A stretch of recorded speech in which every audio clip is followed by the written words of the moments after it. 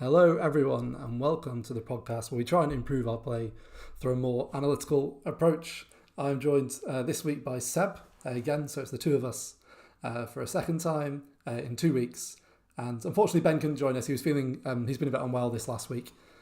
Nothing serious, so nothing to worry about, and he'll be back on an episode, I'm sure, in the next couple of weeks or so. But Seb, yeah, how are you doing? How's your week been? I'm okay, thank you, mate. Yeah, my week's been all right, and that was a very, very smooth intro, very practiced, as if you'd had a practice run. But Yeah.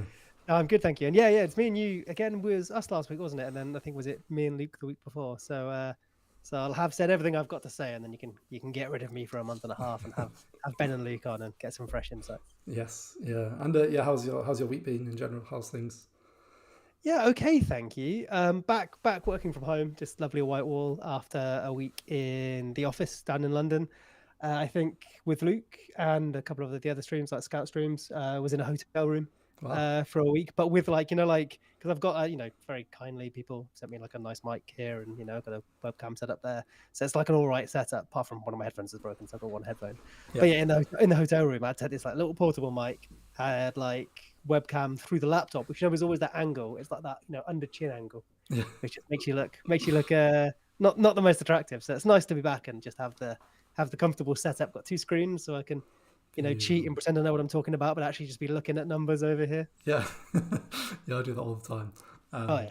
Yeah, so yeah, I guess how was your game week? I guess that's the best thing to go into straight away. Okay, I guess I was at 47 points, I think, which is probably mostly defined not by the point total itself, but the absence of a couple of players. So I had Mbumo, good times. That's where all my and Estupnan, that's where all my points came from. Then I've got Havertz as opposed to another midfielder such as Foden, and I've still got Gabriel as opposed to Saliba, which is the change I really should have made 5 minutes before the deadline, but I did not.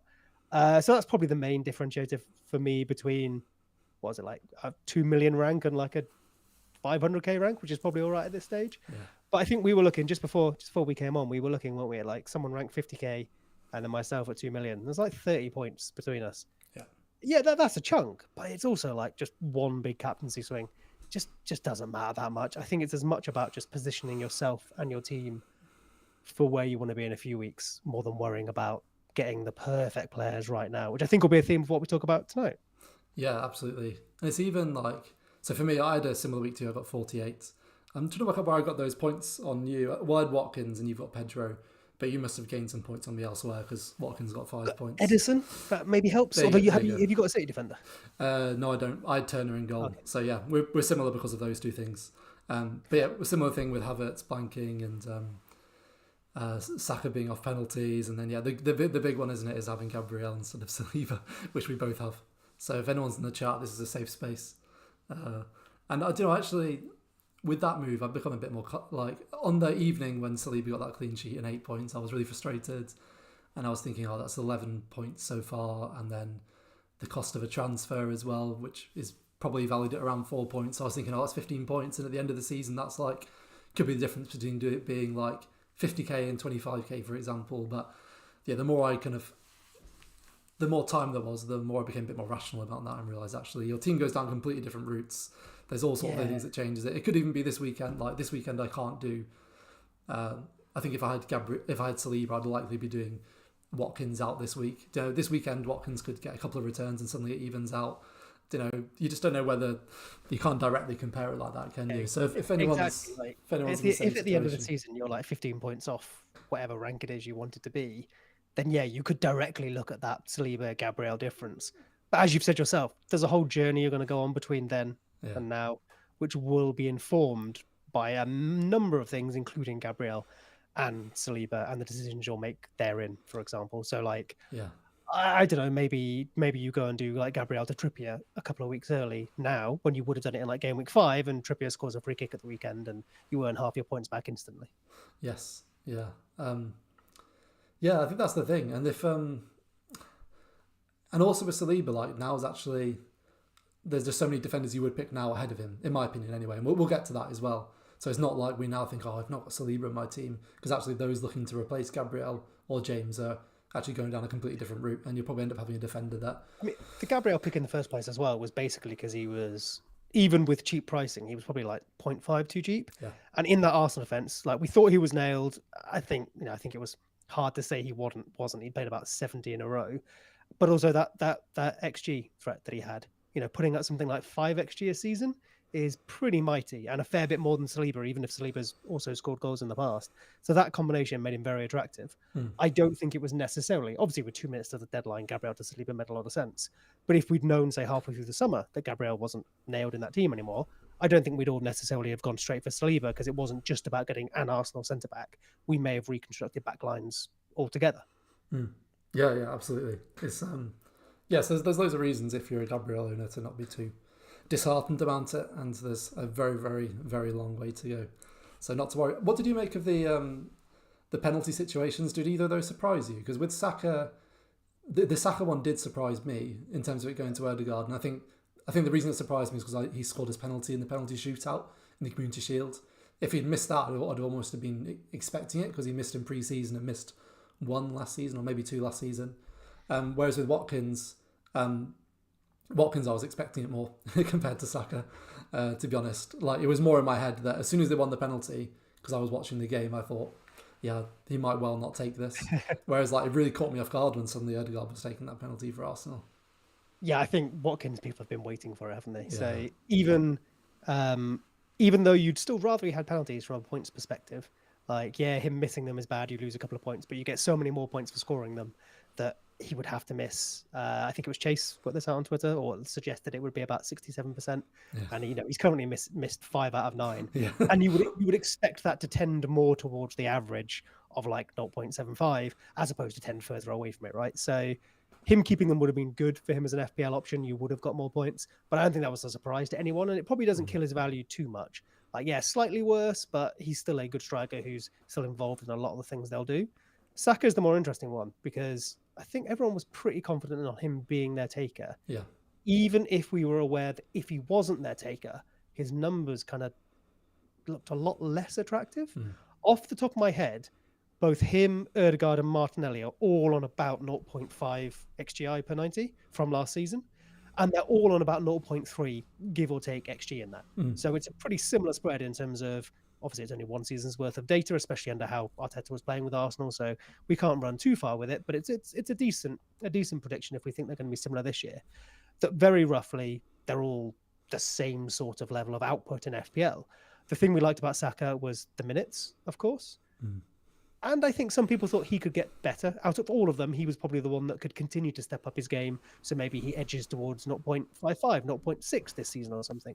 But the main thing was penalties. The other two, XGI and non-pen XGI were the same thing because they didn't take penalties. Every now and again, Saka would get handed this massive 0.75 opportunity, which if you get a penalty, every 6, 5, 6, 7, somewhere like that on average, that's going to take his 0.5 XG up to closer to like 0.7 or 0.65, something like that, which starts looking really, really healthy. And that's why I think he was everyone's preferred choice, especially with him being, is he the same price as Odegaard is, isn't he? Yeah, he is, yeah. 8.5. Or at least at the beginning of the season, yeah.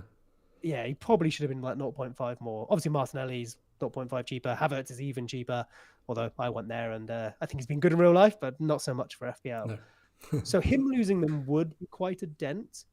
But again, he's still a good option. And the thing is, we don't have clarity on that, do we? Because I think the comments afterwards, where it wasn't an instruction from Arteta, it was Saka giving it to Odegaard. Maybe they'd had a chat, I'm not sure, which opens up the possibility that, yes, he might not take all of them, but he still, in theory, gets to choose if he takes them or not. Yeah. It's an interesting that, because you don't often hear of that. Because at that stage, it was 0-0, wasn't it, when that happened? Finished 1-0. Finished 1-0, yeah, of course. So, you hear of that thing happening quite regularly, don't you, when a team's 4-0 up, or particularly if a player's on a hat-trick, or they've not scored their first goal for the club. That's the kind of situation where you'd maybe even give it to a player like Havertz, for example. That would have been lovely. If a player needs to get off the mark, or they're low on a lot of teams will do that. You see it with when Barcelona had Messi, Suarez, Neymar, basically whichever player hadn't scored would take it, rather than the player on the hat-trick. So but it's just so unusual for it to be. So yeah, in terms of what Arteta said about he gave it to him, in my opinion, I don't think the conclusion is that Saka's still on penalties. I think the default should be that it probably is now Odegaard, But there's I definitely, reckon. but yeah, I think that's the default. I would say that See, more. I'd go the other way. Oh, interesting. I think Okay, sure. I mean, I guess it depends how you interpret it. Like if this was like Football Manager, then I think my penalty taker would be Saka. But let's say in match I can change that, right? So like, my default is Saka, but that doesn't mean he's always going to take it. Maybe there are situations where, if I remember correctly as well, the quote from, I think it was Erdegaard, who said he asked for it rather than Saka necessarily giving it to him. He asked for it and then Saka gave it to him. Yeah. So maybe Erdegaard is particularly feeling it. Maybe they've had a chat beforehand in the dressing room and said, look, if you're not fancying it, I'll take it because I want to be penalty taker. But I think the fact that Erdegaard didn't just take it, demand it, take it himself or make the decision, it was Saka's position to okay that, especially with Erdegaard being the captain on the pitch, obviously. I would default to Saka. But if we're going to put it in percentage terms, it's not more than 60-40. Okay, sure. Because I'm the same but the other way. So I think I would default to Erdegaard now just because I think he scored the last one. I think it's more likely he has like the right to kind of take the next one. But yeah, I would say. So you're doing Saka to Erdegaard with your I'm not. No, I'm not. No. My top recommended transfer on review Havertz by a to Odegaard? fair bit actually is Havertz to Erdegaard. Same, Yeah, yeah, presumably because it's going well. I guess Erdegaard's either got penalties or at least you'll have both of them. Yes. Yeah. Yeah. So it'd be interesting to know actually on review actually what percentage is set up within their algorithm in terms of who it's predicting. But yeah, I would be 60-40, but the other way. So it just depends how you read it. But either way, it's not a big enough confidence to kind of switch between the two or anything at this stage. And there's something else I was going to add there. Oh yeah, in terms of how it impacts Saka more, it's just because that for the majority of the season, the likelihood is you're going to have 2 or 3 Arsenal players, and there are other really good alternatives, aren't there? Whereas like the chances are you're probably only going to have Villa players when they've got a good run of fixtures. When it comes to attacking Villa players, he's the one, isn't he? Apart from the midfield, is always look at Mbumo. That's where he's had some decent open play XG as well. Yeah, he has. But so far, his points have come from him being the sort of minutes replacement for Tony, even if not literally tactically the replacement, and then the penalty replacement. So I think there's a very good chance because of his price, we just hold Mbumo all the way through. But if Brentford came up with a lovely run of fixtures, it's where you're going immediately, right? Yeah. Same with like Palace, Eze, involved in everything they do, takes penalties, going to get 90 minutes. Those are the players that we immediately are attracted to in FPL. Yeah, definitely. Whereas, but I just think with Watkins, with Villa, I think you're just going to go to Watkins anyway, even if he's not on penalties, because he's kind of like the talisman. In I guess if they'd gone to because it's Douglas Luiz, isn't it? So if they'd gone to Leon Bailey or Diaby or something, then maybe you could make that change. But I guess you're not going to go to Douglas Luiz unless we're in a Brighton situation where they've got 2 doubles in 3, and you get your goalkeeper, you get your Watkins, and then you go, oh, maybe I'll just go for minutes and penalties in Douglas Luiz or something like that. Yeah, nice. It's an interesting one, but we'll see how it pans out. I guess the other thing I wanted to discuss more generally before we get into the main topics, which are who your replacements are for Gabriel and James, and kind of discussing forwards, was just when to make transfers, because there's just so many people hit this week, and you see it generally earlier in the season where people move early on transfers because of predicted price falls, etc. And I guess I guess it's always a case of you get more information if you wait later, and there's also a lower risk of a player getting injured. But also team value you might thank yourself for later in the season, or particularly earlier in the season where it's all done by 0.5s and a player dropping by 1, it can be really significant because that means you either afford them or you can't. But I suppose would you be tempted to go early on a player this week? And in general, is that something you tend to do, or are you generally the kind of person who waits till as late as possible to make transfers? So I've entirely flipped in my time playing FPL. I used to be massively beholden to prices. Really? But I think there's a few reasons for this. Firstly, you love money. Just need that. I mean, I'm only here because you're paying me the big dollars. So no, I think firstly there's that emotional I'm being asked to make a decision. So one of the things in gaming when we're looking at that stuff is if you put something on the screen that demands attention or action from the player, they are much more likely to obviously take that action. I know that sounds obvious because you're presenting them with it, but then you can still have it available but not put it in their face or whatever. So if someone's aware that price changes are a thing and that, they can play this game, but then if I'm aware of like FPL statistics or whatever you're using as your price change prediction, I know that night a price change is going to happen, rationally or not, that's going to weigh massively in my decision making because I've made it available to myself, and it suddenly feels like this big thing. So emotionally, I was probably quite susceptible to like, oh, I'm being asked to make a decision, therefore I must make a decision, when really I could have just not. I could have waited. I think another part of it was probably earlier in my FPL career, maybe thinking that like gaining an edge on transfer value was quite a good thing.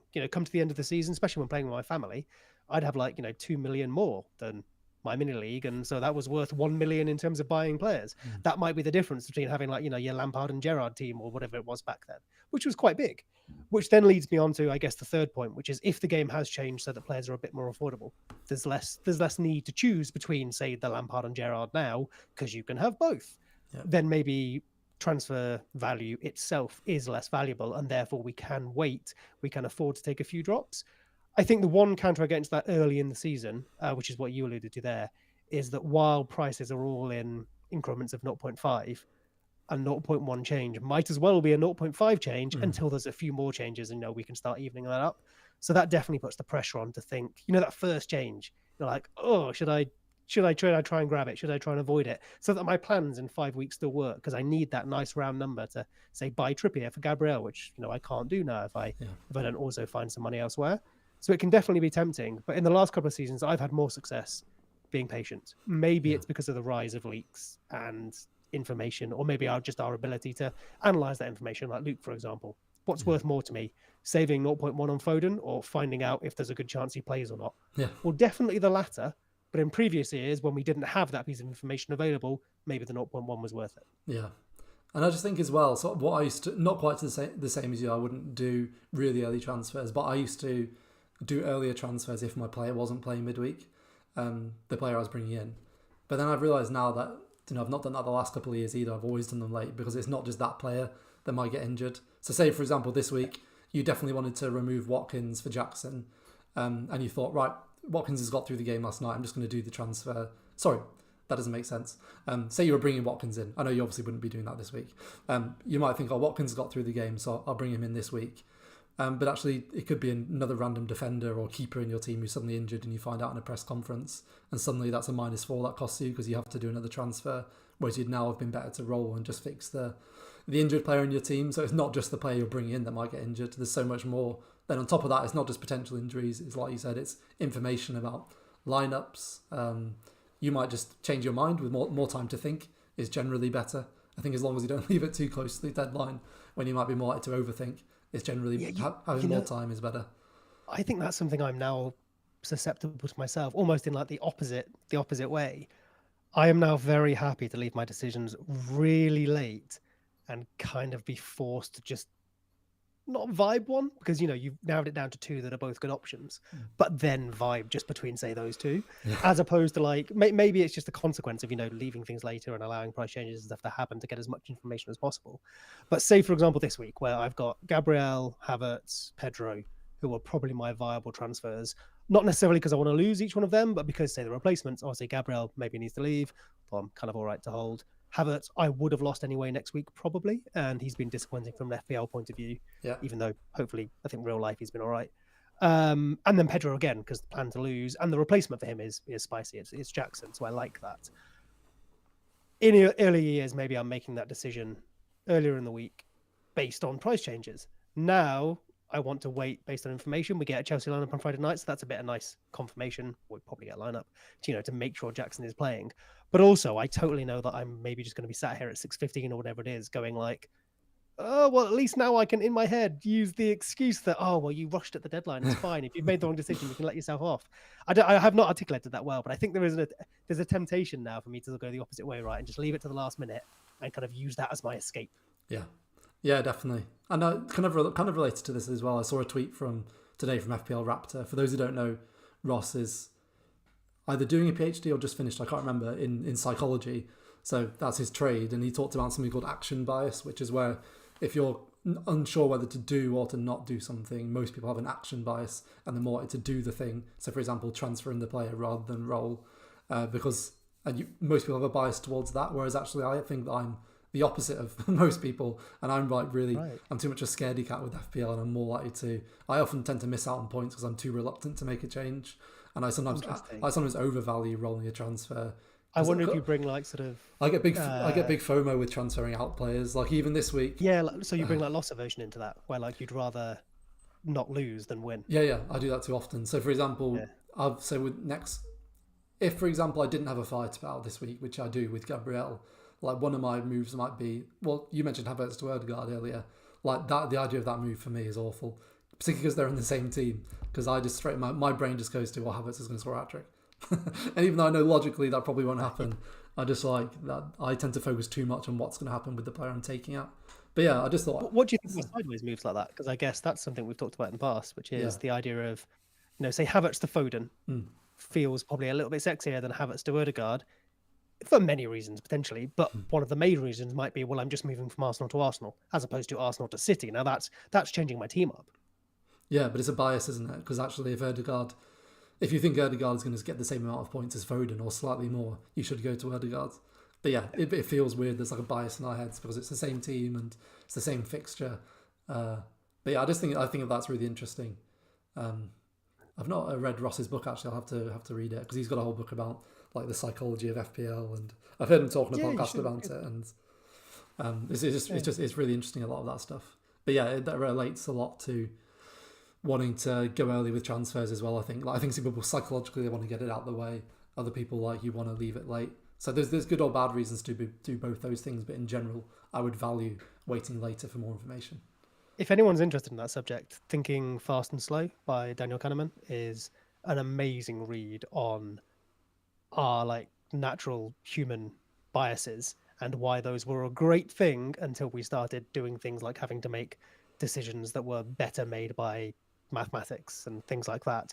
We're great at avoiding getting hit by a car with our instincts because that's something our brains have evolved to do, keep us safe in the outside world, even the modern world. A car might as well be a wild animal, whatever. We're great at that.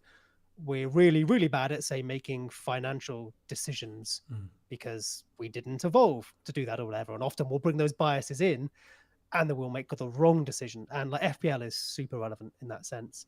I think in Raptor's book, he talks a lot about the biases and the way, so like you mentioned, sort of an action bias or like availability heuristic is a big one for us.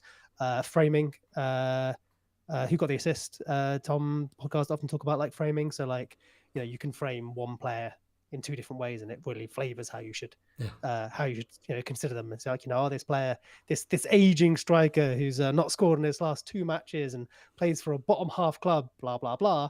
Or you could describe the same player in like this player who's in the peak of their career, has got this great history behind them, hasn't scored in the last two, but has 5 in 7 because they scored before that. And it's just the same player, but it's just how you frame that information. We are so susceptible to that stuff that I think trying to overcome that sort of way of interacting with FPL or anything life is a really valuable tool. And the takeaway is that you can't overcome it. It's how our brains work, but you can be aware of it and therefore hopefully make better decisions. And of course, the best way to do that is FPL, right? That's if you can overcome your biases, the most profitable way to employ that is FPL naturally.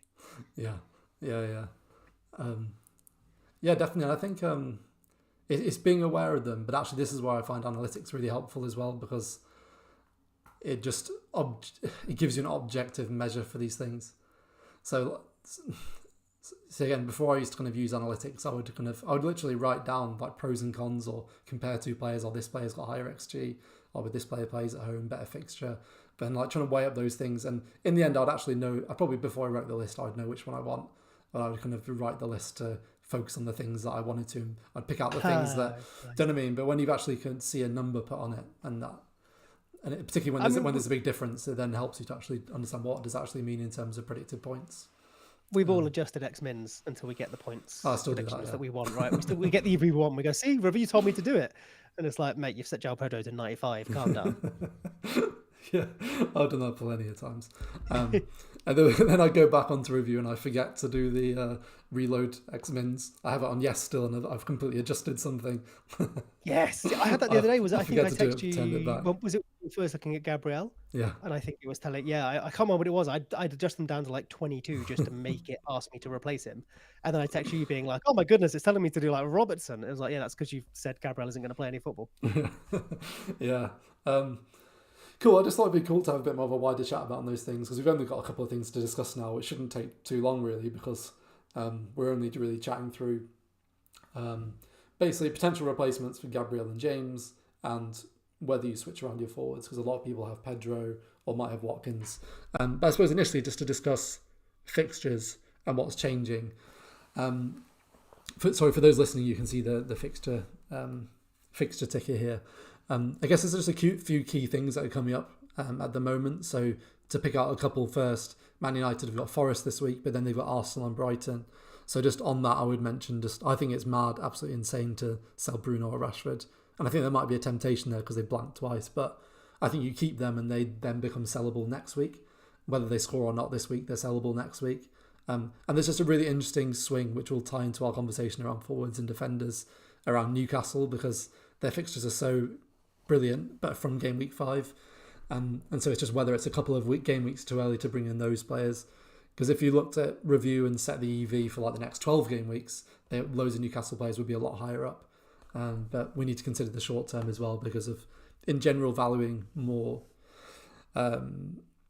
immediate fixtures because anything can happen in terms of injuries, but also particularly at this time in the season when you could wildcard at any time as well. So yeah, I think just based on this bringing up these fixtures there with the two teams I kind of wanted to highlight. Is there anything else that kind of stands out to you this game week in terms of swings, Seb, or in the next couple of weeks? I think we're probably just before our first swing, aren't we? So that 3-4 period was, if all had gone to plan, I was looking at doing over this period João Pedro to Jackson, which may well be a move I'll make.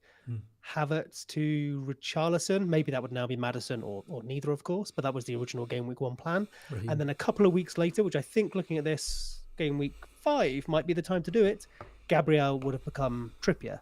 And I had left 1.5 in the bank to do that. And I couldn't have done all of that because João Pedro to Jackson is the 1.5. So I couldn't also have done Gabriel to Trippier.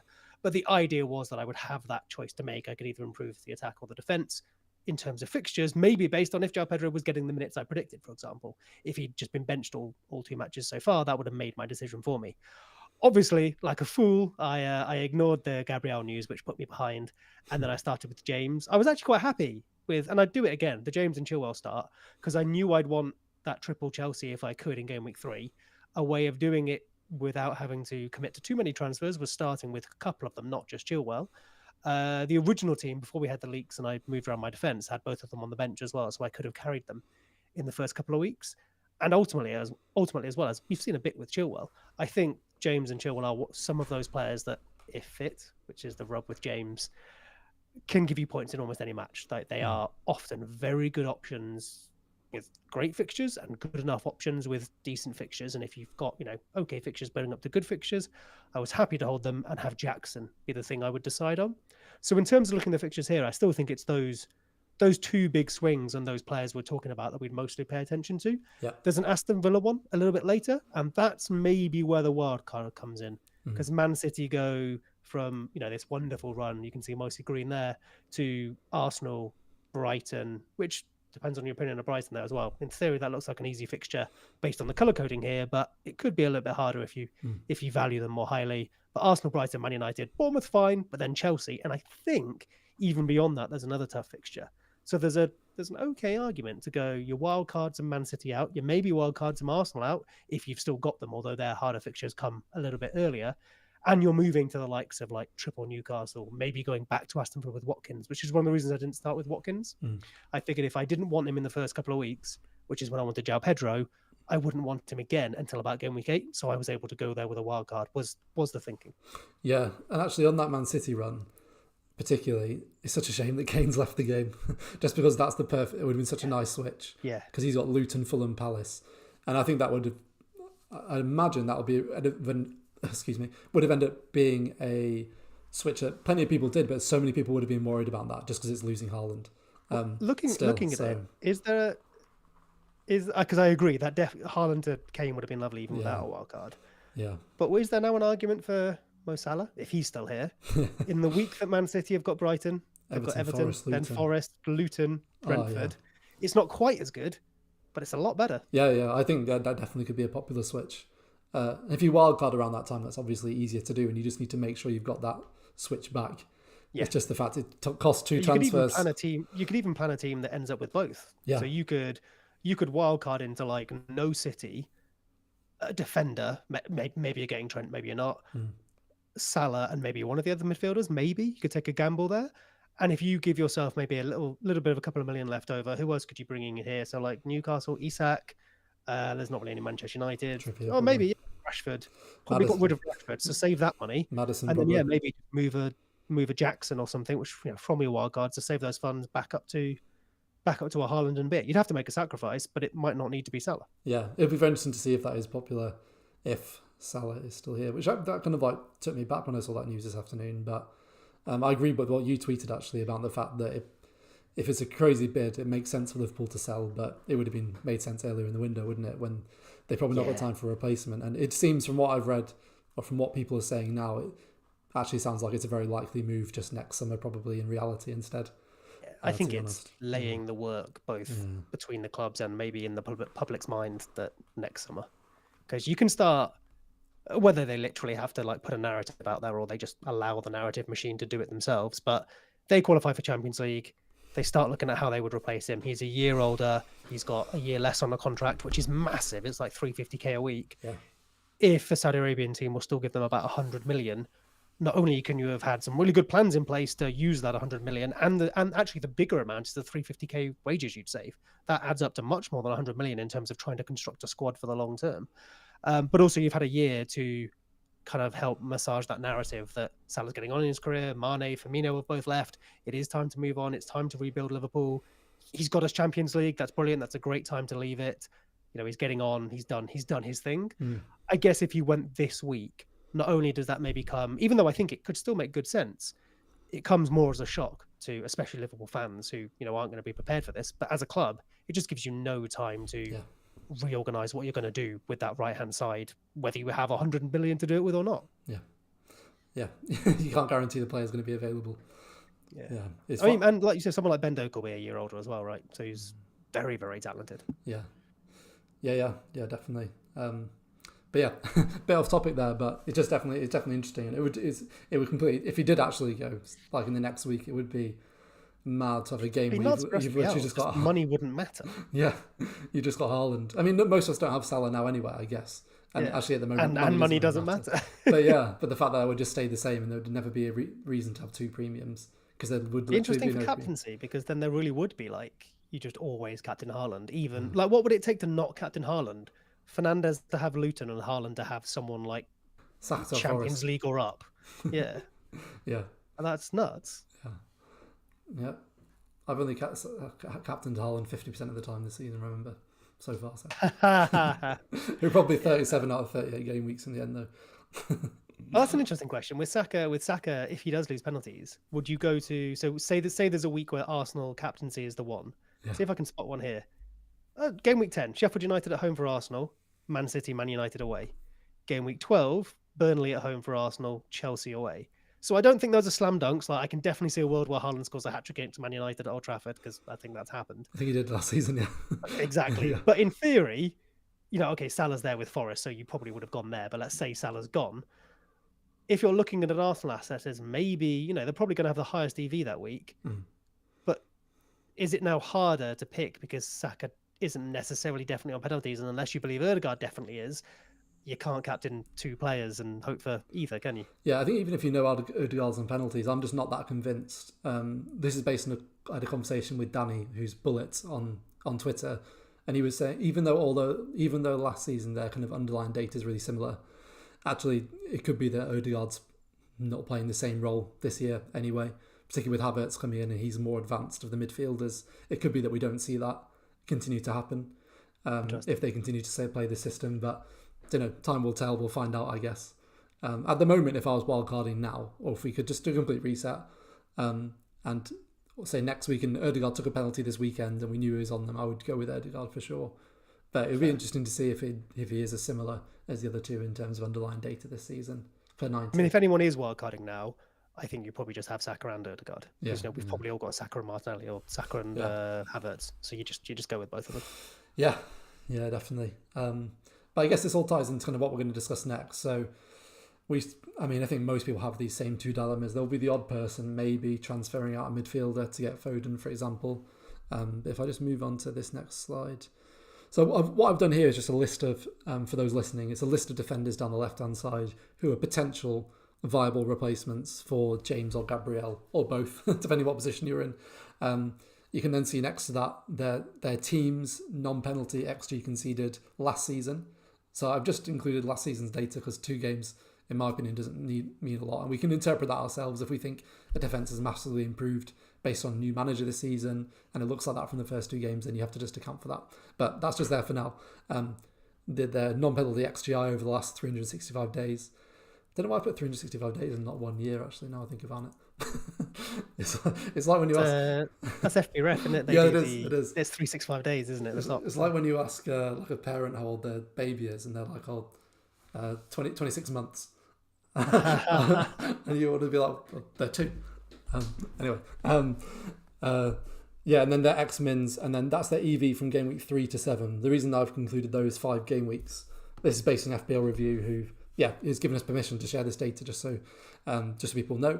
I've included those 5 game weeks because we think game week 8 might be a time when people potentially wildcard. So that's why I've done 5 game weeks. So you can see their EV over those 5 games, but you might disagree with the expected minutes there, and they're ordered by that EV as well, so potential points over those 5 games. And unsurprisingly, Chilwell is top. And that would be the first thing I would say on this, is if you have the money for Chilwell, which you might not do if you're just taking out Gabriel and you didn't have any money in the bank, but if you have the money for him and you don't have him like straight away, he's the player you go for, particularly with the next 3 fixtures. You agree with that, Seb, I presume? Yeah, I mean, I don't think there's much discussion needed there. Chilwell's a great pick, get him. Yeah. And then, but the second one's interesting. The second one's Trippier on that list, but this is over the next 5 game weeks. But the interesting thing is when you look at the breakdown over the game weeks, is most of that EV comes in game weeks 5, 6, and 7.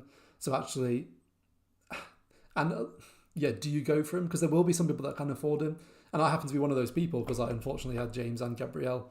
Did James to Gusto, now have loads of money in the bank, and so I could actually go from Gabriel to Trippier, and it's something I considered, and on review, it's one of the things it's recommending in like the top 3 or 4 options. So it's viable, and it probably saves me a transfer later down the line. It's just whether it's worth that short-term probable loss in points over the next couple of game weeks. And there's probably a discussion there around when Champions League comes in, whether we do see rotation, because our Champions League for Newcastle is so massive, and I just don't see a world where Trippier doesn't start 6 Champions League games. And they've got Livramento, is that right? He's right back, isn't he? Yeah, they have. That's a really good point, actually. I don't think I'd thought about that. So I was going to say, agree with you on Trippier, brilliant option. If you could, you'd wait a couple of weeks. People like me and you could go early with Gabriel, although because of the price change, I would now price myself out of Pedro to Jackson, so I'm not sure of that. So maybe just another Newcastle defender. But on the topic of another Newcastle defender, that's a really good point. I had not thought about Champions League because he was so nailed last year. Sure, he got subbed off at the end of games, but that's probably one of the reasons he was nailed to start, because they were able to manage just 20 minutes here and there. So let's assume they had to manage 20 minutes here and there as opposed to it just being a preference to make sure he could start every game. But if he's playing at least 6 more games in midweeks, half of which are the other side of Europe, there's probably some benchings there. I think if they could, they'd start him in every Premier League game as well. But they do now have Livramento as an option, who's been out injured, obviously previously for a long time. So it's not like he's ready to go and play 38 matches. But yeah, I think that's a really good shout. I think you probably get, even if it's just 1 benching, it could be really awkward because like with often defenders, it's going to be against maybe a weaker team where you'd want them in your rotation to be starting that fixture because your bench defender might not have as good a one. So even though it might just be 1 match, it could really throw a bit of a spanner in the works and cost you 3 to 4 EV if we're just thinking the clean sheet, which is an interesting one. I don't think it should put you off completely. What it should probably do is mean you have a bench, right? Yeah, and also we just know in general that's more likely to happen in an easier fixture as well. Yeah. And Livramento plays on that side. So I suppose a counter argument is that we know Trippier can play left back because he's. Although they've got Hall, they've got Lewis Hall now. So I don't think he would, unless there were some weird injury things. I don't think Trippier would end up at left back at that point. I guess it's unlikely, but it's still a possibility because we know he can play there for England, and if it's Dan Burn that needs the rest, you would expect that Lewis Hall comes in, I guess. But I guess you just never know, do you? Yeah. But yeah, I think that's something to consider with Trippier, and I kind of want to see when is the first Champions League game. I'm just trying to think because have they got qualifying rounds? Mid-September usually, off the top of my head, like second week of September. Yeah, but they're not going. Did they have a last round? Where did Newcastle finish last year? Third. They're straight in. Yes, they're straight So in. the draw is the draw. I should know this. Is the draw the day after the transfer window closes, or the day the transfer window closes? Something like that. Which is like next week, which means the first matches will be the week after, or like, yeah, I think they'll either be a week after or like a full week after. Yeah. So that's just something. I'll have a very quick look here if I can. It's probably even more reason to not go straight to him, isn't it? Not just these immediate 2 fixtures, but in 3 or 4 game weeks' time, we'll probably have an idea. If he's suddenly benched for a league game, you just avoid him, to be honest. But it's just so interesting when you look at that, just how attacking he is. Like over the last year, he's got more, or almost 0.01 less non-penalty XGI per 90 than Trent. Chat say 19th to 20th of September. Cool. So thank you very much for that. Appreciate it. Which would be the week after the international break, I believe. So that kind of makes quite a bit of sense. Cool. And the draws on the 31st of August. Thanks, Dan and Emil. Yeah, lovely. Yeah, so I guess that potential rotation, even though I don't know, it'd be interesting to chat to a Newcastle fan about it. I guess it's a bit of an unknown, but it'd be helpful to know a bit more about that before committing to him. So that's probably a reason. I'd be tempted by like Shah or... I mean, we've got Botman here. Obviously, he's much further down because he just doesn't provide that same sort of attacking threat that Trippier does. Although Trippier's numbers last year were a lot higher than a lot of the rest of his career, which I don't think is necessarily a bad thing. You know, he's obviously a big part of how Newcastle play, and he's capable of it, and he did it for a whole year. But I think for Botman, really, you're just going for the cheaper price, and higher X-Mins is probably not necessarily fair, but maybe if we think Trippier is liable to rest, the centre-backs maybe a little bit less so. And then a player we don't have here who would tempt me, who is cheaper than Trippier, which is a big thing for me, because as I mentioned, it might put me 0.1 short of being able to get the striker I want. It's Dan Burn. Is Fabian Schär. Dan Burn, yeah. To be fair, at one point last season, he was decent, if I remember. I had him for a couple of game weeks, actually. Oh, there we go, mate.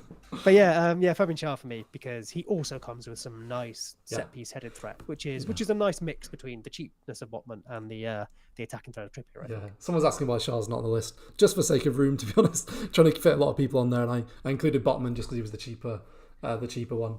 And in my head, that was the route I'd be more likely to go if I was saving money. Because actually, Botman's attacking threat is a bit underrated as well. Like 0.1 isn't bad at all.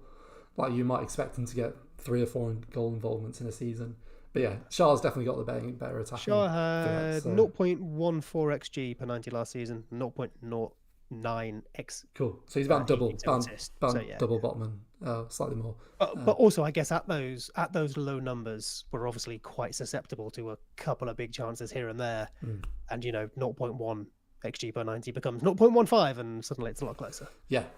So the reason Schär's not on the list is just because not having room. But yeah, he's definitely an option, and probably him and Botman are more likely to be the route you go down if you go there initially.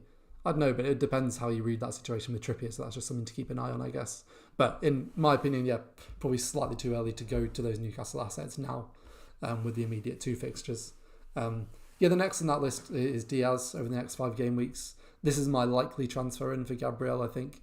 I think with Stones being out particularly, and in general Diaz being the most nailed City defender, I think that's probably likely where I'm going to go. And he's got very little attacking threat, but it's just that likelihood of clean sheets that I like with him. But I don't think there's that much to say about Diaz. You kind of know what you're getting, I guess. And yeah, I chatted to Luke about this today, actually, and he thinks, as far as he's concerned, he's kind of as nailed as a City player can be. That he could always be randomly benched, because that can happen, but he'd feel pretty confident he plays all these 5 games. In fact, I don't know if he said that. I'm going to put those words in his mouth. Luke says pick Diaz, everyone. He guarantees he'll play 90 minutes in all the games. I think that's fair. I probably should have done Gabriel to Diaz last week. I didn't, because I've got Edison, and I was a little bit worried about having Edison, Diaz, Haaland, and therefore not being able to get, like, if the transfer window shut, no one else had come in, Foden was looking amazing, I maybe wanted access to that midfield spot. But on reflection, Gabriel to Diaz, save myself a price drop that's now happened on Gabriel. This week, I guess that would have been James to Gusto this week, so I still would have suffered a price drop, to be fair. But I would have had longer term assets. And then, maybe play Gusto this week because I benched him last week. So I think I probably did those the wrong way around. And now I maybe feel like I should look beyond Diaz. So yeah. Yeah, interesting one. Yeah, and I guess in relation to that, Aki and Gvardiol, I've been surprised to see a lot of people go for Gvardiol already. Just don't think we just don't know a lot about his minutes yet, basically. And he doesn't have that extreme high upside, I don't think, in terms of attacking either. That maybe people think he does. I don't know, maybe it's not that. Maybe just it's his price, the fact he's quite cheap, that he's only 5, that some people are going there, or with Stones being out. But he's very much like competing with Ake, it feels like, or can be competing with Ake, because they can both play some of the same positions. So I just feel a bit nervous. I feel like if you can just spend that extra 0.5 for Diaz, you might as well do that at this stage rather than go for Ake or Vardiol. Yeah, I think that's fair. Cool. Alexander Arnold's on this list. I don't think anyone is realistically considering him at all or has the money to do that. But I just thought he's always an option in general if you happen to have the spare money. Maybe this season of any seasons is the season in terms of money where someone might randomly go for him because they have a load of money in the bank and it's him or an alternative that's far cheaper. And you might be willing to pay a lot more money for just a little more EV this season, more than any other potentially. So I included in there, but I don't think any of us are really realistically expecting people are realistically bringing in Trent this week. And yeah, I thought Zinchenko was interesting. So he's actually higher than Saliba. So I mentioned earlier that probably a lot of us who have got Gabriel aren't making that switch to Saliba. But if people are making that switch, not this game week, but the next game week, and Zinchenko plays like 90 minutes this weekend, suddenly Zinchenko probably becomes the more interesting option than Saliba because of how regularly he's likely to play. He's not nearly as nailed as Saliba, but it's just that extra attacking threat he has in comparison. Do you think the attacking threat is... So only looking at these numbers, 0.15 non-pen XGI per 90 there, I would assume a lot of that is from assist threat rather than goal threat, but that is an assumption. So if we get a centre-back who has, say, 0.11, like Ake and Gvardiol, but most of that comes from goal threat, I would argue they are the better FPL option. So do we actually think we're being lulled in by the fact that Zinchenko will invert and therefore is a midfielder sort of, but isn't actually necessarily getting any closer to getting attacking points than a centre-back? Yeah, possibly. Yeah. I just think if Zinchenko, particularly the start to the season they've had, where they've actually, they've done well in terms of results. Arsenal have probably not performed as well as they'd have liked to. It'd be, if Zinchenko comes straight back in and they win really comfortably, I just feel like he's going to play regularly, and it might be worth going there. But I definitely wouldn't be doing it this week. Yeah. For me, the one is if Zinchenko comes back in, and that theory of that being why Gabriel's not playing because they're inverting from the right, it means Zinchenko can invert from the left. Gabriel comes straight back in because he can play left centre back when they build up in a 3. If that happens, maybe my problem is solved. We'll just keep Gabriel. Well, Zinchenko comes in and Gabriel doesn't play. That'd be hilarious. I would hate that, but I'm open to it because at least that's a really good piece of information. At that point, I think Gabriel becomes a hard sell because then we just have nothing to go on what his minutes are going to be. Arteta can say he's going to play loads, but we have no real way of predicting when that loads is going to happen. So I am clutching to this Zinchenko thing as some sort of predictive power. If that goes away, fine. I think we just need to fall on the Gabriel sword fully at that point. And it's worth mentioning here with Zinchenko, his X-Mins there that's for the next 5 game weeks in terms of like as an average. That's how that's displayed. Whereas actually the reason that's maybe a bit lower than you'd expect is because it's probably more like, I don't know, 50 minutes or 55 minutes or something for this coming game week, where we don't know if he's going to make a sub appearance or start. So actually it's probably more like from next game week going to be more nearer to 80 or something. But yeah, it's in general just looking at how close a lot of these players are, particularly in that bracket from like 20 down to like 17, for example, within 3 EV over 5 game weeks. It shows how many options there are, to be honest, because it just depends how you read the minutes. Because there'll be people who listen to us now and they think, oh no, I think Gvardiol's going to play all 5 of these games, and suddenly his X-Mins, instead of being 65, are like 80 or 85, and he becomes a no-brainer. There'll be other people who think that, what we've just said about Zinchenko is nonsense, and it's just too risky to think he's going to play regularly, and therefore he's not an option. So it really depends. And if you use review, it's just we say it every week, but you need to adjust the expected minutes yourself, as that's the biggest edge you can have if you're really confident on doing that and do your research. Luke Shaw's on here as well, but in reality, with United's next 2 fixtures after this week, I don't think he's really someone you should be bringing in this week, in my opinion. And we know he's an absolute bonus magnet, but I think after this he's got Brighton and Arsenal. So for me, that would just be not one I would go for. Yeah, I'm not interested in Shaw at this time. if you fancied their defense, you have a better option probably in the goalkeeper.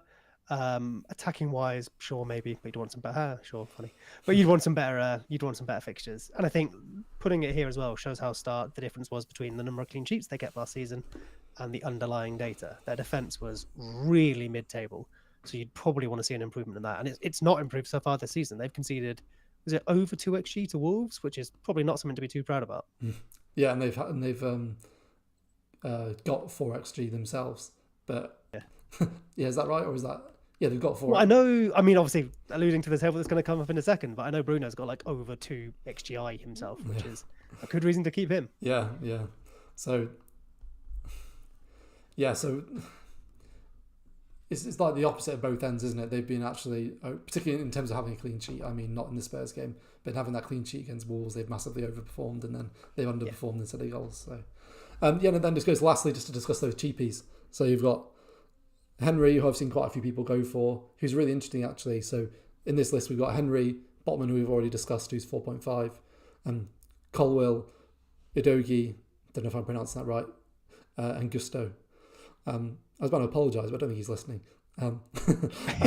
Gusto for 4. if he is, then we will apologise. I think that's a fair trade. Just let us know in the chat. But I think these ones are interesting if this is the route you're going down, because you've just got, again, because minutes are so varied. So I initially thought, I know I'd never go for Henry, but actually, if you can compare him to Gusto, Udogie, or Henry or Colwill, he's definitely got the highest expected minutes. And if that's what if you really don't think that Colwill's guaranteed to play every week, or you really don't trust Gusto because you want someone longer term and James is coming back, or you think Udogie, I'm going to say. If you think he could be dropped at any time, that's where like Henry's a really nice safe pick, particularly if you've not got a lot of depth in your team, which some of us are in that position because of losing players at the moment. And that's where he could be a really interesting option. Gusto, I've got him already, and I just really like him because his underlying data last season was really good in terms of being attacking. He puts a lot of crosses into the box, and I just think it's a really nice gamble at 4 if he does end up playing the next 2 or 3.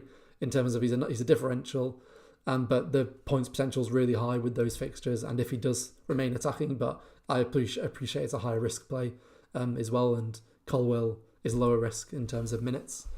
And yet, Udogie is an interesting one because he started the first 2 now, hasn't he? And suddenly has become quite interesting. And I think people who subbed off almost half an hour to go in the last match, although I don't know the circumstances around that. There may be a reason. Yeah, sure. I hadn't picked up on that. But it's interesting that there were some people who had him from game week 1 who maybe picked up on something that a lot of us didn't as well. But yeah, I think he's a really nice pick. If you're comfy with those minutes, then he's a really nice pick because he's cheap, playing for. Funnily enough, looking at the fixtures, we mentioned Tottenham earlier. I think access to a good Tottenham defender would be really attractive, not only immediately now with Bournemouth, Burnley, and Sheffield United, then Arsenal and Liverpool, but around that wildcard time, if you're wildcarding an 8, they go Luton, Fulham, Palace. So access to a Tottenham defender, let alone midfielder or striker, would be quite an attractive option. Yeah, absolutely. So I think a lot of that comes down to how you read the minutes. In terms of, I just like Gusto because we discussed it last week, and then he did end up starting. But it's Diassi, isn't it, who could potentially play it right back? But I don't buy that as much. Obviously they lined up in the same shape for 2 weeks in a row. So obviously the 3 centre backs had a role in the side because Gusto was right wing back and Chilwell was either left wing back or left wing, depending on how you read that. And then all 3 of the centre backs, including Colwell, were able to play in the team. I'd imagine there's a very good chance that happens again. Mudryk is out, I believe. So there's every chance Chilwell plays on the left in either formation. And that would suggest that if this strategy is something that Poch's liked, it wasn't just maybe Trent specific in terms of, sure, Chilwell's instructions and his roles may have been Trent specific, but the actual formation maybe is something Poch is liking, especially while they don't have an Nkunku or they haven't recruited another attacking player. Then I think there's a good chance that Gusto's spot is comfortably above the 72x min just in there. Yeah, now you've mentioned that around Udogie as well, with potentially being was subbed earlier in the last game.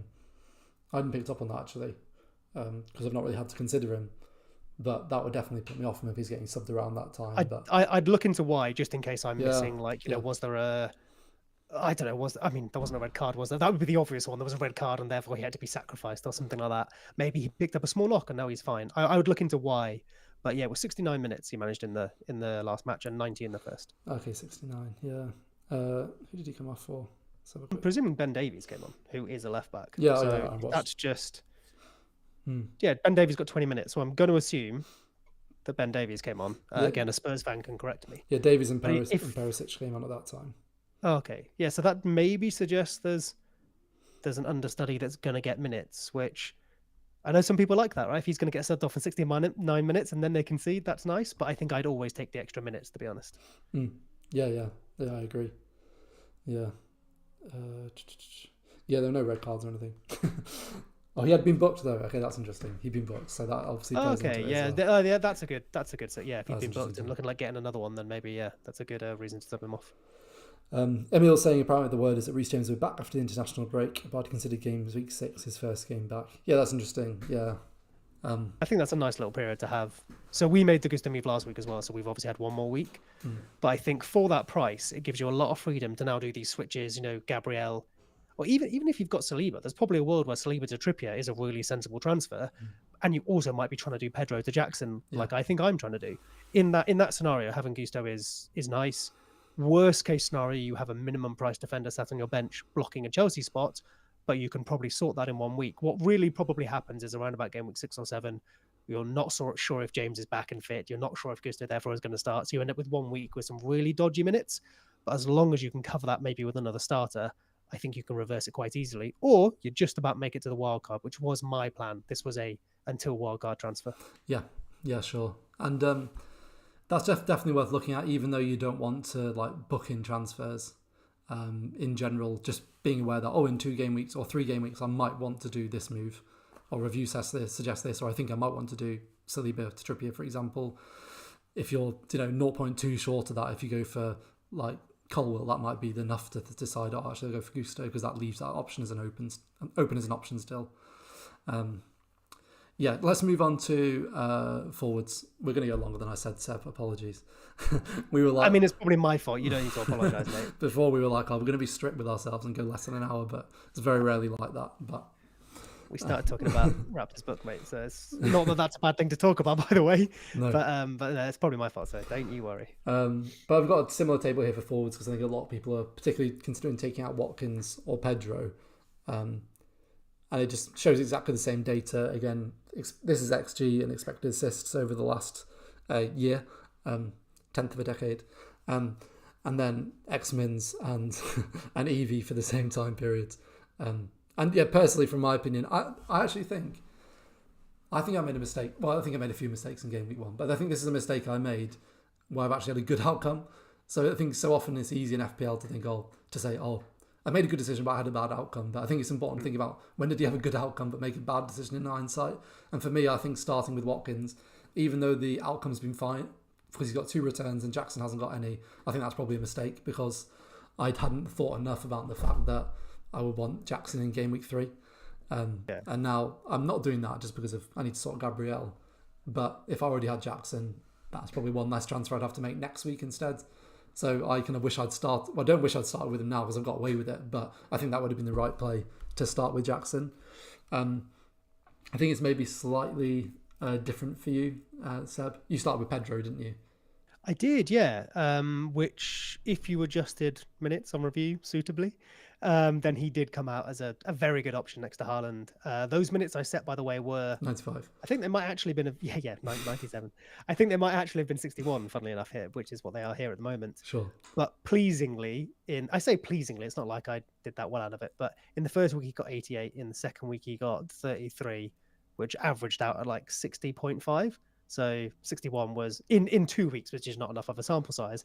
I was relatively pleased with that. But obviously what you'd rather 61 meant was an hour in both games, right? As opposed to full 90 in one and half an hour in the other. So not a great outcome for FPL points. And I'm obviously hoping he starts this week with, I always get this one wrong. Cisco. I don't want to say Cisco. That player with that Brighton midfielder / forward out. Pedro's minutes probably have gone up a bit. I think I saw them go from 50 odd to about 60 on review in the default here, which was probably the knock-on of that, but only a small jump. Mm. And I guess a part of that is because necessarily have to directly replace each other. Ferguson is also available. There are also other players that can fill that role. So while 60% confident in the start, it's certainly not nailed on. So a Pedro to Jackson move makes a lot of sense, although I might try and find another way of getting Jackson, which might be my 4.5 defender. Yeah, that's interesting actually, because not many people be in that situation where they can potentially go to 3 up front. And I would just say to people who have got Watkins now, if you've not got Gabriel or James and there's no other fires to put out, I would definitely do Watkins to Jackson. And it might be a bit scary because he happened to just score a hat-trick yesterday, and he's obviously still a good option for this weekend regardless. Jackson is a better option for this weekend still. I think whether you use review or just look at the fixture, I think most people would agree that Jackson's the better option this weekend, whichever way you look at it, and it's likely a transfer you're going to do next week instead. So you might as well just do it a week early, in my opinion, on that one. But yeah, I saw Dan in the chat earlier saying that he was worrying about doing that move because of how good Watkins is. But yeah, I would just do that if I were you. And again, Isaac's on this list because it's over the next 5 game weeks and has got the second highest EV just behind Jackson. But again, most of that kicks in after the next 2. So I don't think you go straight to Isaac because of how high the upside is for Jackson over the next 2. I don't know, if you're thinking about doing Watkins to Isaac, they're similar over the next 2. Watkins slightly better, so you're better to keep him for this one and then thinking about that next week or the week after if you're really convinced on Isaac. Yeah, and interestingly, when I was putting this together, over the next 5 game weeks, Solanke actually has very similar EV to Visser. But I just put Visser on this because everyone discusses him, and I really wish I just added Solanke as well. But I guess either of those could be options as well. If you're not convinced on Pedro's minutes, suddenly then Visser and Solanke are kind of the cheapest 2 viable strikers, I guess. And again, if you're going to go, I think they could both be good options over the next 5 game weeks as well. It's just I think with Solanke, it's that penalties thing, isn't it? It's clear that Brentford are a better attacking team. It's clear that this is going to be, in general, very involved in their attacks. But Solanke could just get 2 penalties in 5 game weeks. That kind of thing. What like Solanke and maybe Visser and definitely Isak feel like to me at the moment is they feel like the backup option if like you go Jackson and then Chelsea sign a striker, or if say Pedro doesn't start again and my then prediction of 60 minutes starts looking very wrong because he's going to start averaging like 40 minutes. At that point, I think that's where you're then thinking, who am I running away to? Is it a Solanke? Is it a Visser? Or is it maybe Isak for Jackson? But I think now you're going to other people first, partly because the fixtures for Isak, and partly just because, for the bottom of the list, I think there's just slightly better options at the moment. We haven't mentioned Alvarez. If you believe in his minutes, 64 here, which is healthy enough, if you believe, he's going to start and he's now on that side, possibly slightly less at risk from them signing someone than Foden is, maybe. I'm not really sure on that. But if you fancy Alvarez, there's a high upside to that one. Yeah. Yeah, there definitely is. And it's Alvarez has come down quite a bit in the last couple of days because of them signing Doku, is it? Jeremy Doku, who notionally will play on the right, which for me feels like more of a threat to Foden, even if not literally positionally, because in terms of how Pep shapes up, Foden is more likely to be the right in terms of what he wants out of a team. Someone coming in on the left foot or there, whether he wants more direct play or more control or whatever, how he moves them around. Bernardo Silva obviously plays on the right or plays in the middle or anywhere when he just wants more control on the pitch. Doku is pretty direct, I guess, in terms of he progresses the ball at feet, he dribbles, he runs, he's exceptional at it. At least his numbers in Ligue 1 suggest he is. End product maybe needs a little bit of work, but then we say that about every single young player in the world. I think the point is they think they've got a great package there that they can work with, probably similar to a Grealish. Different player, but in terms of, they've got the skills that they think they can really work into the system. But he is very likely only going to play on the right as a sort of squad replacement for Mahrez, if not a style replacement.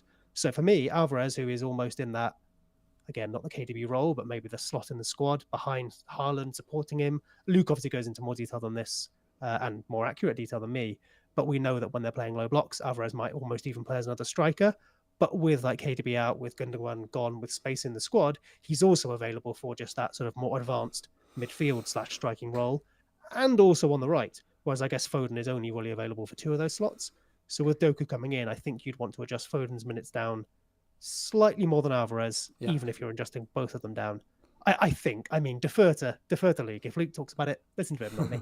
Yeah, I completely agree. It's actually Foden I'm way more concerned about. I wasn't considering Foden anyway. And well, not this game week at least. He was exceptional last match, though. I think it's entirely fair to be tempted by that. Oh yeah, it's phenomenal. I was thinking about just before we do this, like, because I was thinking, Havertz to Foden. I think I've mentioned it a couple of times. It's very tempting.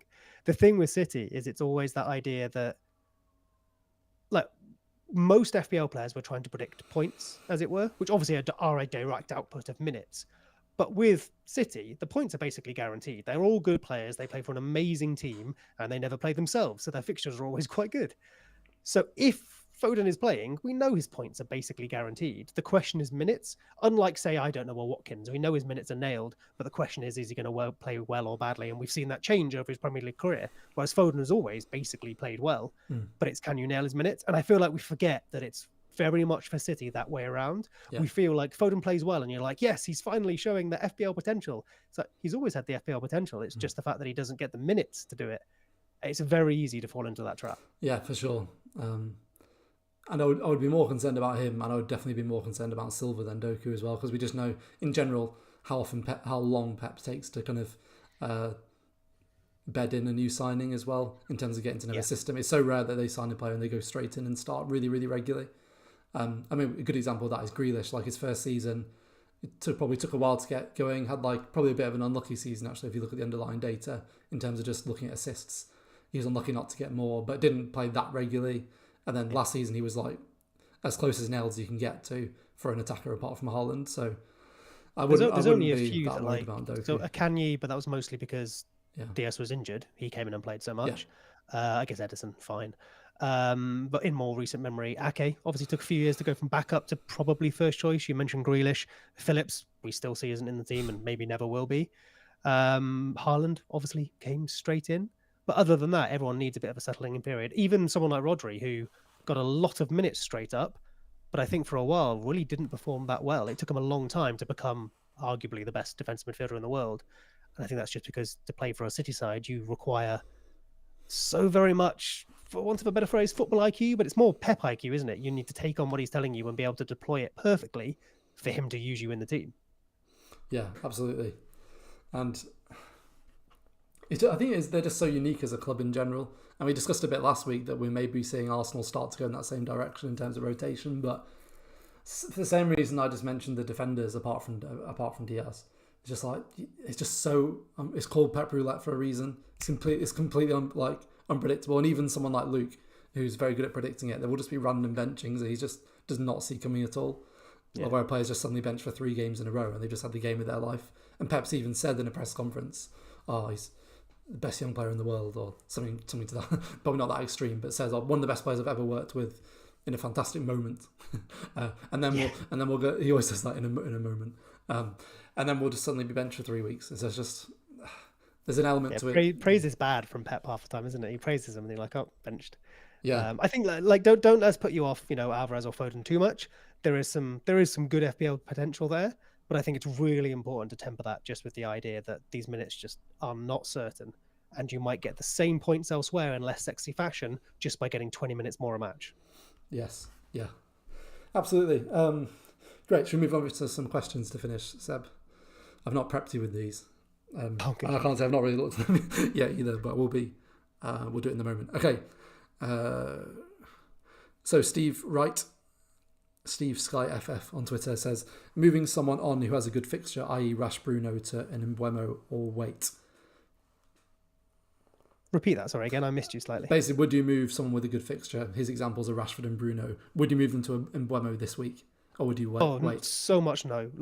It's unfortunate you don't have Mbeumo because I think he was a nice pick from the start. I don't mean as in you've made a bad pick. I just mean it was one that fit nicely with a lot of squads, and obviously it's done very well. So it's unfortunate that nice piece isn't in your team, and I can see the attraction of therefore wanting to rectify that. But you have Rashford and Bruno against Forest, one of which has penalties, just like Mbeumo. Both are good for minutes, and both have much better attacking potential than Mbeumo if Man United are playing well. And I think at the moment, Man United haven't looked great when we watch them play, and their defence has let in some pretty big numbers. Away from FPL, Rashford up front, a lot of Man United fans will tell you they don't like. They'd rather him on the left. Entirely fine. for FPL, he appears to still be getting chances up front. We don't care if Man United play well. We only care if Rashford and Bruno Fernandes are getting the chances to get points. Now, of course, those two things often go hand in hand. But we can look at the first two matches and say Bruno is putting up, is it something like 2.5 XGI the first couple of matches? Yeah, two, Rashford has had maybe 1.5 XGI, although that includes a couple of really good chances. So sure, over the season, we maybe could adjust our expectations down if we think Man United aren't quite as good. But against Forest at home, I think they're some of the best picks this week. And if they don't return, it will be variance as opposed to, a bad pick, if you like. Yeah, they might not return. Just a couple of comments in the chat. So Nick saying, Pepsi Extreme in particular will deploy the correct player for the game. Form is not important. Yeah, that's like sums him up well, doesn't it? It's just all about the system for that game. Does Luke not often argue sometimes that form does? It's more rhythm, more like rhythm than form, I think right. you would say. So more not necessarily how well they played in the last game, but particularly going midweek to weekend, just giving them, if they've got a big Champions League game, giving them minutes on the weekend in preparation for midweek. But yeah, in terms of how well they play, obviously like any manager he'll account for that, but it does seem to be a lot less predictable in general. And then he definitely has plans, doesn't he, for how he wants to break a team down and how he's going to use his weapons to do that. And then Powell in the chat as well says Mbumo plays Palace second best. Yeah, and there's even more reason not to go for Mbumo this week from Bruno Rashford. He's playing Palace, who had actually had one of the better defenses last year as well. Fourth last year for underlying data for their defence, I think. Yeah, I think they were. Yeah, I think. I think Johnston's going to be a really good pick at some point when the fixtures tidy up. Yeah. This next question, actually, I've got a bit of insight from review. I dropped him a message on Twitter. So the question's from Pete, FPL Marmalade, obviously. So these names always crack me up. What's the review EV drop over the next 6 to 8 weeks or so for Watkins/Saka been since they've not taken their team's last penalties? So how has penalties impacted their EV? Has there been a shift on McAllister/Salah, given Salah's missed another one? So we actually messaged Review, their account.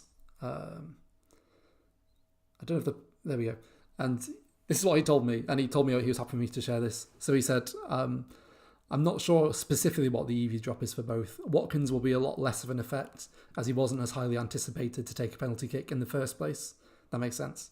Though Saka also still has a good chance of taking the next one, it might end up being something like 2 EV over the next 6 to 8 game weeks for him.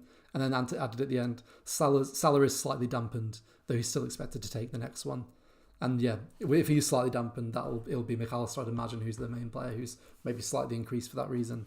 So yeah, a little bit of an insight there in terms of, because you can't actually see that data publicly on Review in terms of what goes into the algorithm in terms of percentage chance of a player taking a penalty. And I don't think he wants to share specific numbers, but definitely some insight there. Particularly on Saka, that might be a 2 EV difference over the next 6 to 8 game weeks, which might not sound a lot, but actually compared to another player going up, like Odegaard, for example, then maybe that will be significant.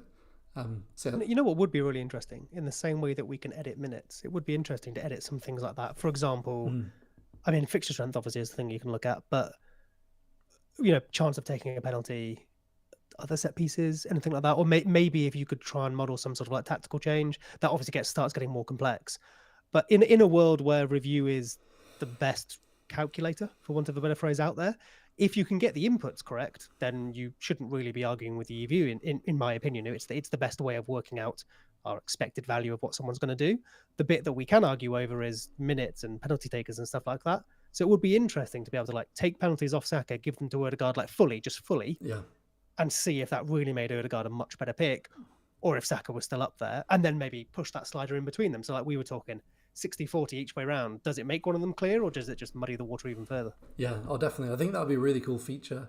And you could even go to the extent where you can edit it for all set pieces, etc. I don't know whether that would eventually be a thing. It'd be interesting. I think people would be interested in it, particularly for penalties. So maybe that's something we'll see next season. Who knows? Cool. Yeah, if you're just like a slider, or you just added in players and you just edited the percentage, that'd be really cool. Yeah, but you'd, just like we were saying before about editing X-Mins until it's who you want.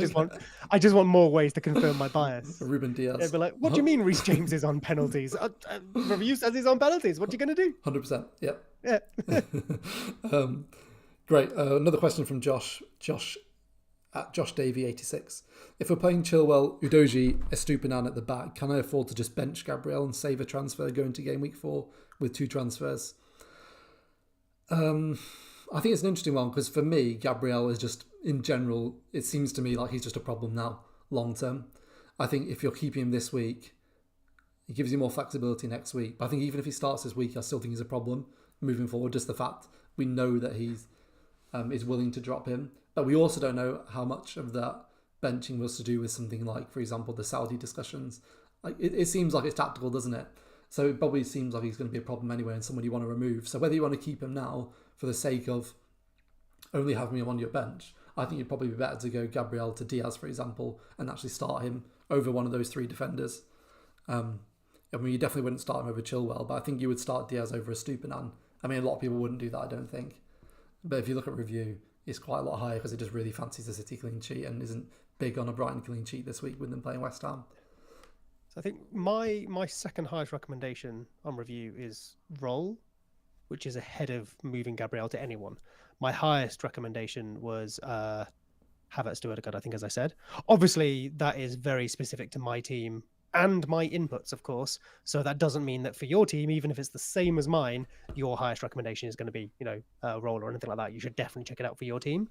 But I think what that does show is that even though review recognizes that Gabriel is a problem, it maybe is a problem that can wait. And this maybe comes back to the discussion we started this pod with, where review is probably a lot better at just chilling out than we are. It knows Gabriel is a problem, but it also knows there's a chance Gabriel could play.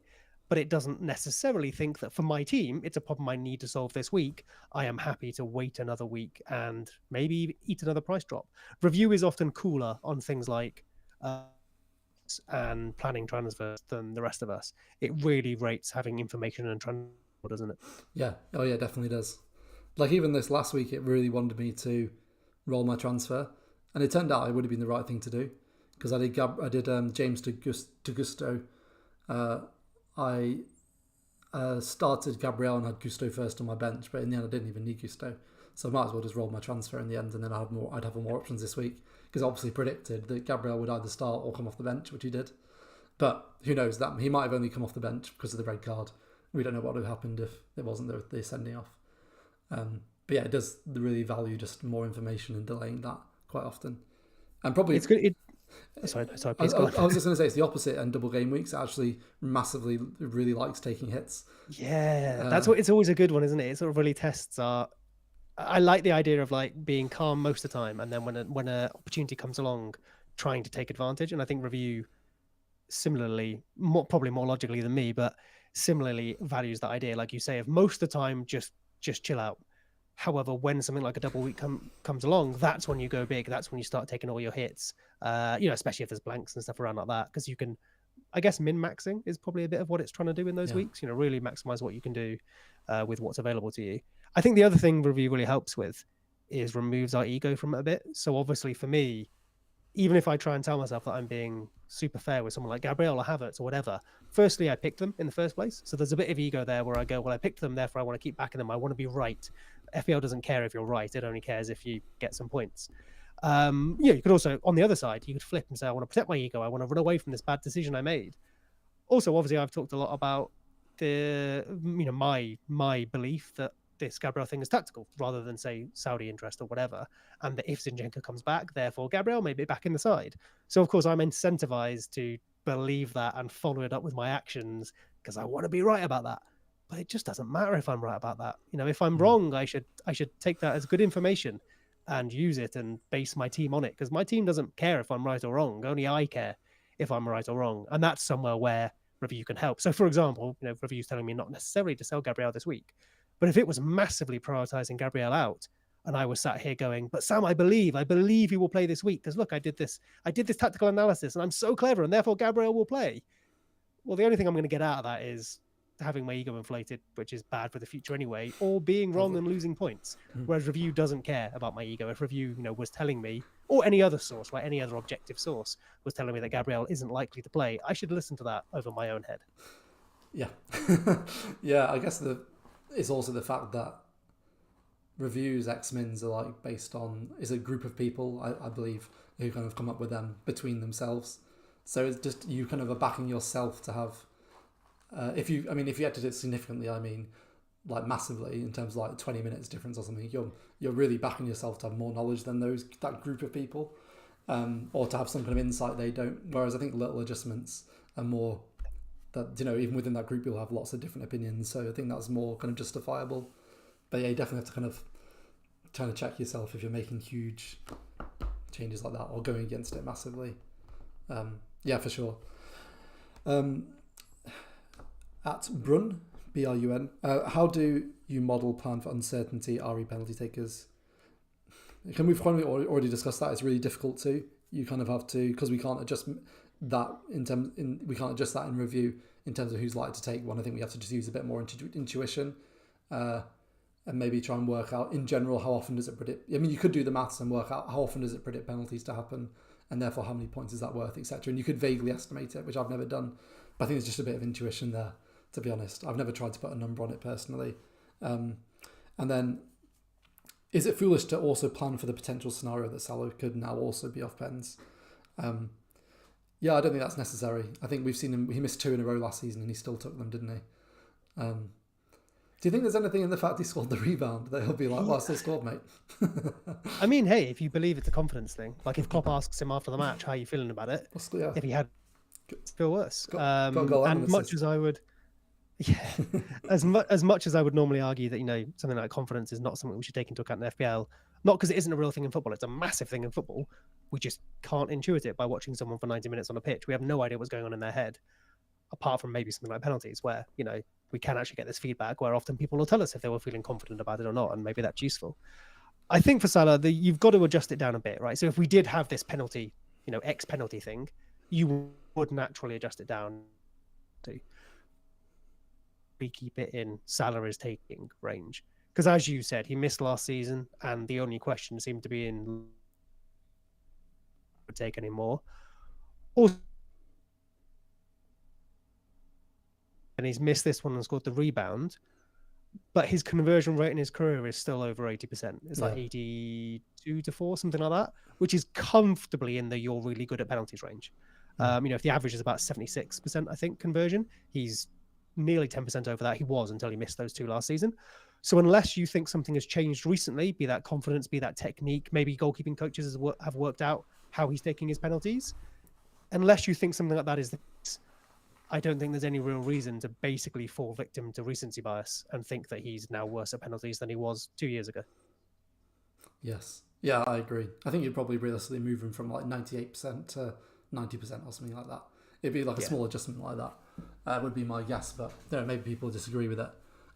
So you were just lacking slightly there, Seb. I still picked up the gist of what you said, and you're absolutely fine now. And we're about to finish now anyway. We've got other questions, but they're all things we've covered, or they're things that are very specific. So I'll try and go through and reply to people as well on Twitter. I think that's probably us, Seb. We've got one question in the chat actually from a different Nick. Is Visser a safer pick than Jackson? And I guess my answer would be that he's safer probably in terms of minutes, particularly long term. But that doesn't mean he's a better pick. So I prefer Jackson to Visser. But he's safer in terms of minutes, I think. I think that's fair. Yeah, probably. Yeah. See, while Tony's out, at least. Casemiro is a safer pick than Rashford, but you'd pick Rashford, right? That's a terrible analogy. Ignore me. No, he could get sent off at any minute. That's true. Not safer. Great. I think we don't have any more questions, I don't think, in the chat, unless any get added immediately. So I think we'll finish there. Next week it will be me and Luke, and then we'll get Ben will be back on the pod soon, I'm sure, and we wish him well also. And yeah, good luck with your game weeks, everyone. Are you watching Leeds this weekend, Seb? No, not this weekend. Not this weekend. Still not. I will be. Hoping they pick up their first win of the season. Yeah, this isn't a Leeds pod, so I won't dwell too long. But I think we're just waiting for the window to close. But it having closed with us done something, we've got a week to probably buy half a team and also maybe sell half a team. Yeah. So I think that's what our season really depends on what we do in this next week. Yeah. So I just wanted to mention it because I think most times our podcast with this season, Preston will definitely be below Leeds in the table. So it's a rare opportunity to kind of mention that. Yeah. So we've not lost a game yet this season. Fair. That's entirely fair. Not lost a game, and you're the opposite, not won a game. But, Not for long, I would imagine. I will see you in 8 months, my friend. We will finish between 10th and 14th. I can guarantee that now, as we have done for the last 7 seasons. I remember those days. We had about, I think it was like 13, 13, 15 or something. And then there was like 7, and then it was back down to 11. Yeah. We've been like mid-table for like 7 seasons in a row, and we like flirt with the playoffs with like a month to go a few times. We did that last season with 5 games to go. We were like the same points as 6th, and then we drop off.